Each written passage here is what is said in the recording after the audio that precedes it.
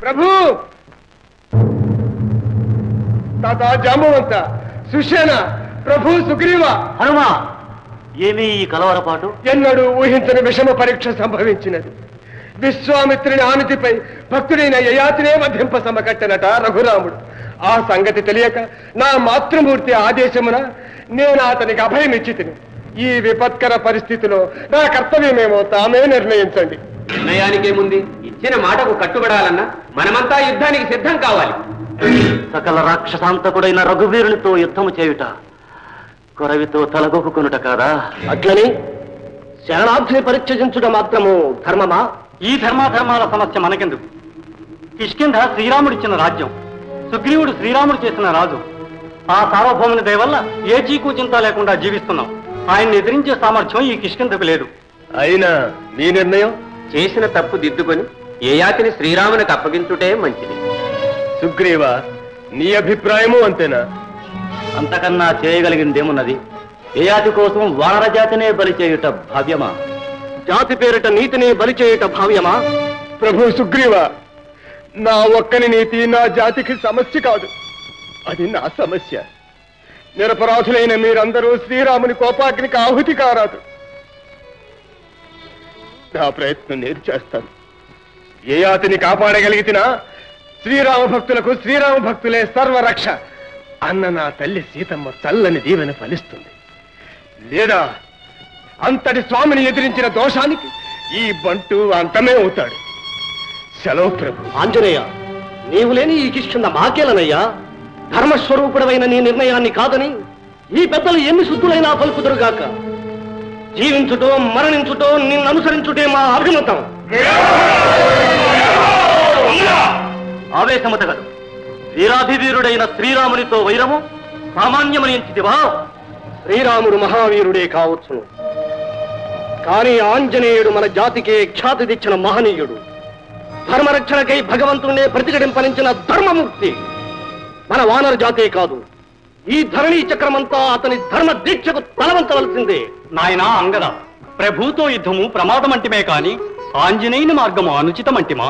మనము కోరవలసినది సంధియే కాని సంగ్రామము కాదు కదా.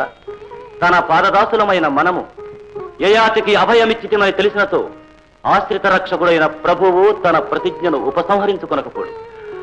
హనుమా, నీవే స్వయముగా పోయి. ప్రభు, నేనా? ఇంతటి మహాపచారమునర్చిన నేను నా స్వామి ఎదుట నిలువగలనా? నిలిచి మాట్లాడగలనా? అయినతో రాయబారమే మనకు మార్గం. అంగద, అందుకు నీవే సమర్థుడవు. కపిలోకంపై కృపచూపమని మా ప్రార్థనగా శ్రీరామునకు విన్నవించు. మహాభాగ్యం. అంగద, మన అందరి మనస్తాపాన్ని ఆ కరుణాకరుణకు నివేదించి నా మాటగా ఇట్లా విన్నవించు.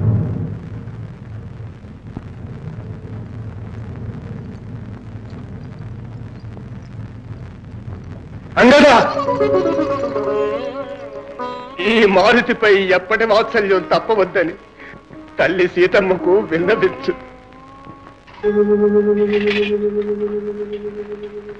అంగదా,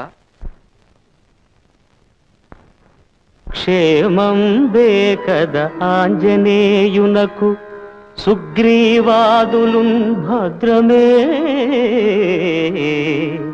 క్షేమం బేకదా జాంబవంతుడు కపిశ్రేష్ఠు సుఖం బుందురే. తామే వేళల రామరాజ్య మహితాదర్శంబు పాటింతురే. మా మేల్గోరుచు సత్యధర్మ పదముల్ మన్యుతురే. అంగదా. ప్రభు శ్రీరామచంద్ర, పతిత పావునడవు భక్తరక్షకుడవైన నీవు ధరణీ భారము వహించి పాలించుచుండగా నీ పాదదాసులమైన మాకు లోపముండు నా తండ్రి. నీ కరుణాకటాక్షమున ఆంజనేయుడు అఖిల వానరానీకము సుకులే. అంగదా, నీ ఆగమన కారణము? ప్రభు, ప్రస్తుతము కిష్కింధకు ఒక క్లిష్ట సమస్య ఎదురైనది. పరిష్కార మార్గం పరబ్రహ్మస్వరూపుడవైన నీకే విదితమని విన్నవించుకోవచ్చాను. ఏమది? పరమాత్మ, మీ భక్తాగ్రగణ్యుడైన యయాతి రాజు ప్రాణాపాయ స్థితిలో నుండగా కాపాడి మా అంజనామాత దీర్ఘాయుష్మంతునిగా దీవించినది. మాతృవాక్య పరిపాలకుడు మారుతి ఆమె ఆదేశమును అనుసరించి అభయమిచ్చినాడు. తరువాత ఆ యయాతి వధకు ఉద్యుక్తులైనది, అందులకై కఠోర శపథము కావించినది తామే అని తెలిసి ఆ ఆంజనేయుడు దురపిల్లినాడు. పొరబడుట సహజమే, సరిదిద్దుకొనుట ప్రాజ్ఞుల లక్షణం. అనంతరమైనను యయాతిని పరిచ్ఛేదించను కదా ఆంజనేయుడు. ఈయన బాంధవ శరణార్థికి అభయమిచ్చి తప్పుటప్పాడియా. శ్రీరాముడు వధించునని శపథము చేసినాడని తెలిసి కూడా యయాతిని కాపాడనించిన హనుమంతుడు. ముందుగా తెలిసినచో ఇంత ముప్పు సంభవించునా ప్రభు? తెలియక జరిగిన సంఘటన గనకే పరమభక్తుడైన యయాతిని పాదదాసుడైన ఆంజనేయుని మన్నించమని కోరుకొనుటకు మా వానర జాతి ప్రతినిధిగా దేవరచెంతకు వచ్చాను. సందేశార్థము చక్కగానే ఉన్నది. అయినా మా ప్రతిజ్ఞ వ్యర్థాలాపమనియా మీ ఊహ?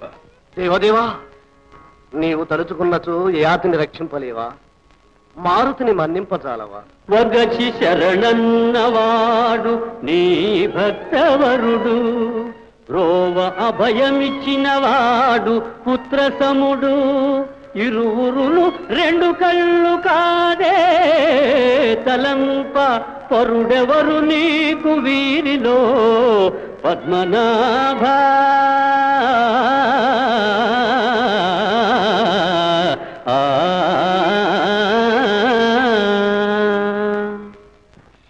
అంగద, శిక్షాపాత్రులకు అభయమిచ్చున్నది మీరు, శపథమును ఉపసంహరించి రక్షించవలసినది మేమ. ప్రభు శాసనమింత తృణప్రాయమాయన ఆంజనేయులు. శ్రీరామచంద్ర, మారుతి చిత్తశుద్ధి స్వామి భక్తి తమకు తెలియదా? తెలియకే ప్రభు విరుద్ధంగా అభయమిచ్చినప్పుడే అతని అహంభావం వెల్లడైనది. ఆంజనేయుడంతటి స్వామిద్రోహేతుని భావించలేదు.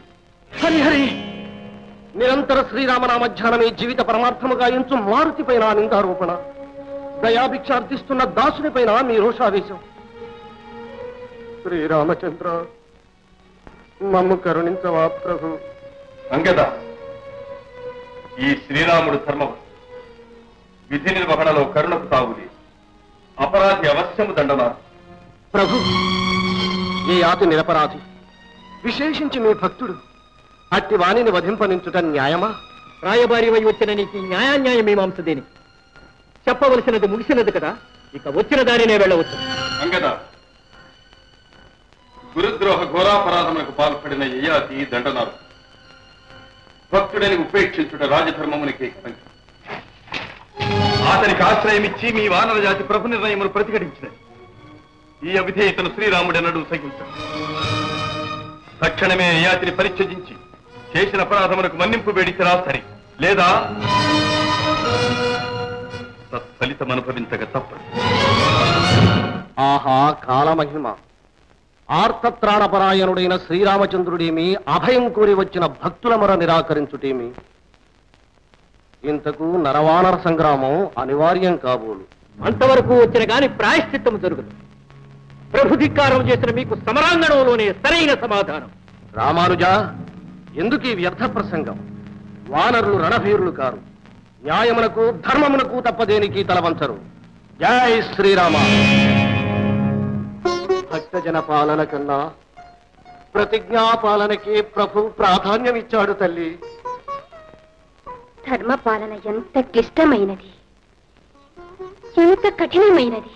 యయాతికి తానిచ్చిన అభయం నేరక చేసిన అపచారమని హనుమ విన్నవించుకున్నాడే, ఈ దీనుని దయ చూడమని మొరపెట్టుకున్నాడే, అయినా భక్తవత్సలుడు ప్రసన్నుడు కాలేదు తల్లి.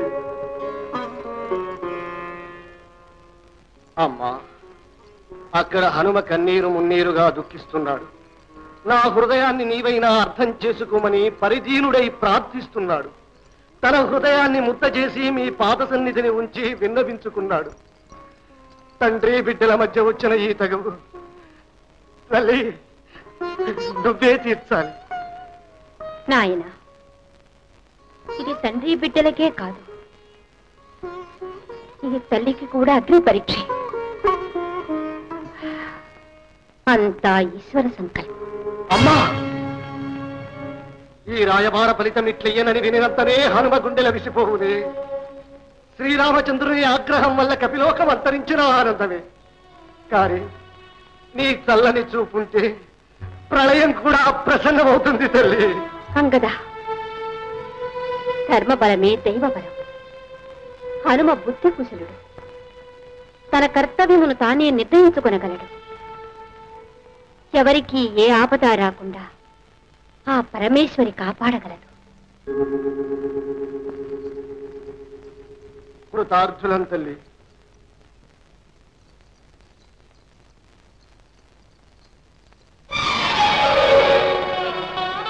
సోదరి, ధైర్యం వహించు. ఇంకెక్కడ ధైర్యం తల్లి? కట్టుకున్న భర్త, కన్న బిడ్డలు ఎవరెక్కడున్నారో తెలియకపోయినా నీ ప్రాపే అందరినీ కలుపుతుందని, కాపాడుతుందని కొండంత ఆశతో ఉన్నాను. నేడు నా భర్త హనుమతింత క్షేమముగా ఉన్నారని విని ఎంతో సంతోషించాను. కానీ అంతలోనే స్వామి యుద్ధ నిర్ణయం పిడుగులా నా గుండెల్ని బద్దలు చేసింది తల్లి. మహాభక్తుడు, ప్రభుకి ఆప్తుడు అయిన ఆంజనేయుని ప్రార్థనే వ్యర్థమైతే మా వంటి వారికి దిక్కెవరు? నాకు జీవితేచ్ఛ నశించింది. సుమంగళిగానే ప్రాణత్యాగం చేస్తాను. అమంగళం పలుకవద్దు. నీ పాతివ్రత్యమే నీకు సర్వరక్ష.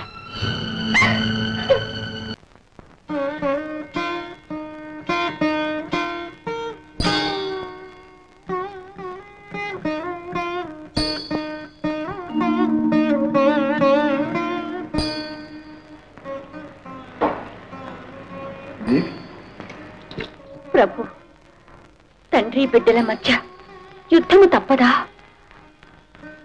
ఈ విషయంలో హనుమదే తుది నిర్ణయం.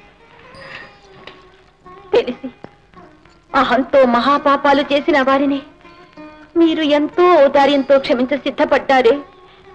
మన హనుమ నేరక చేసిన ఈ అపచారాన్ని మన్నించలేరా? దీనజన రక్షణ, భక్తజన పాలన మీకు చేతకారివా? ఆడి తప్పటం కూడా మాకు చేత కాదు. ప్రభు, రాజధర్మాలపై మీ ఎదుట బాధించే శక్తి నాకు లేదు. కానీ ఆ ఇల్లాలు శాంతిమతి పడే క్షోభను నేను చూడలేకపోతున్నాను. మీరే పరదైవంగా ఆరాధించి ఆ కుటుంబం ఈనాడు చెల్లా చెదరైపోయింది. పతి వియోగంతో ఆమె నిద్రాహారాలు మాని కృషించిపోతుంటే ప్రభు, ఆనాడు అశోకవనంలో నేను పడిన ఆవేదన గుర్తుకు వచ్చి కన్నీరు మున్నీరవుతున్నది.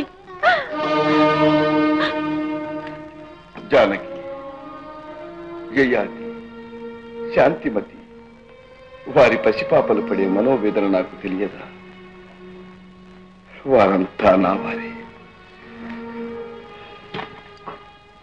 మన వత్స, నెచ్చలి, బంటు, హనుమ ఈ క్షణాన కిష్కింధలో పడే క్షోభ నాకు తెలియదా? అతని నిట్టూర్పు నా ఊపిరి, అతని బాధ నా కన్నీరై నా గుండెల్లో సుడులు తిరుగుతోంది. సీత, సుడులు తిరుగుతోంది. కానీ కన్నీరు నాకు కొత్త కాదు. ధర్మదీక్ష వలన ఆ కన్నీటిని ఏనాడు నా కంటి చిలియలి కట్ట దాటనీయలేదు. అదే నా జీవితం సీత. ఆనాడు అడవులకు వెళ్ళమని ఆజ్ఞాపించిన నా తండ్రి నా ఆజ్ఞను ధిక్కరించు నాయనా అని ఆక్రోశించిన నేను ఆగితినా? నా నోములిట్లు ఫలించిన రామ అని దుఃఖించు తల్లి కౌసల్యను నేను ఊరడించి తినా? వనవాస సమయమున సోదరుడు భరతుడు ఎంత వగచినా, పినతల్లి కైకేయి తన వరాలను ఉపసంహరించుకున్నా నేను అయోధ్యకు మరలి వచ్చి తినా? లేదు సీత, లేదు. ఆనాడు కన్నీటిని నా కంటిలోనే కట్టివేశాను. లంకలో 10 మాసాల వియోగం తర్వాత నిన్ను చూడగానే పరవళ్ళు దొక్కిన ఆనంద బాష్పాలను కూడా ఈ గుండె దిగమింగింది. రాజధర్మ ప్రవర్తనం కోసం నేనే నీవైన నిన్ను, నా అర్థాంగిని అగ్ని ప్రవేశం చెయ్యమన్నాను. సీతారాముడికి హృదయం, కరుణ ఉంటాయి. రాజారాముడికి అవి ఉండవు, ఉండరాదు. దేవి, నా అర్థాంగిగా కాక ఈ రాజ్యపు పట్టమక్షిగా నా బాధ్యతను అర్థం చేసుకో.